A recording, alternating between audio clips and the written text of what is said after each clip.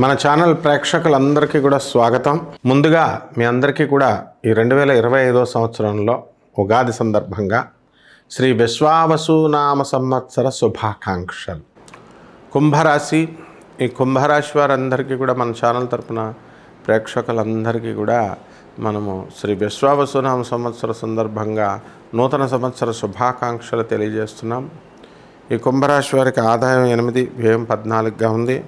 మరి అలాగే రాజ్యపూజిత 7, అవమానం 5గా ఉంది. కాబట్టి ఈ కుంభరాశి వారికి అందరికీ కూడా అత్యధికంగా మీకు ఏలినాటి శని ప్రభావం జరుగుతోంది. కాబట్టి కుంభరాశి వాళ్ళు ఏం చేయాలండి అని అంటే, మనము పనులు దొరకడం లేదండి, ఉద్యోగాలు లేవండి అని బాధపడేటటువంటి వాళ్ళంతా కూడా ఇదంతా శని ప్రభావం అని జాగ్రత్తగా తెలుసుకోవాలా. అదేవిధంగా సప్తమ స్థితిగతుడైనటువంటి కేతుగ్రహ ప్రభావం వలన మీకు అందరికీ కూడా భార్యాభర్తల యొక్క ఆరోగ్యాలను గురించి మీరు ఆలోచన ఎక్కువైపోతూ ఉంటుంది.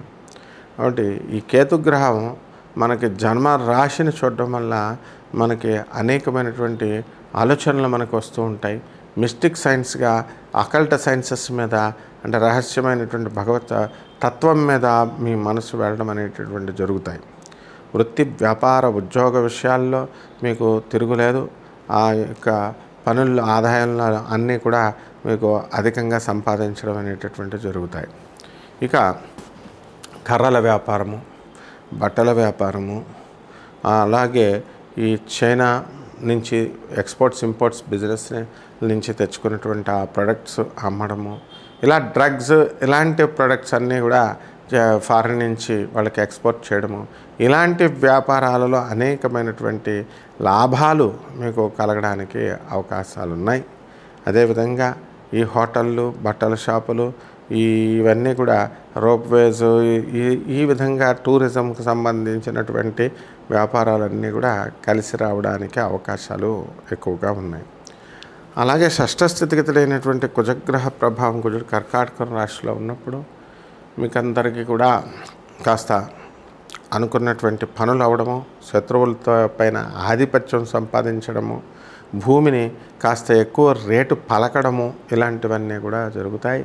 మీ సోదరుల యొక్క డెవలప్మెంట్ కూడా మీకు అధికంగా జరగడానికి అవకాశాలు ఉంటాయి.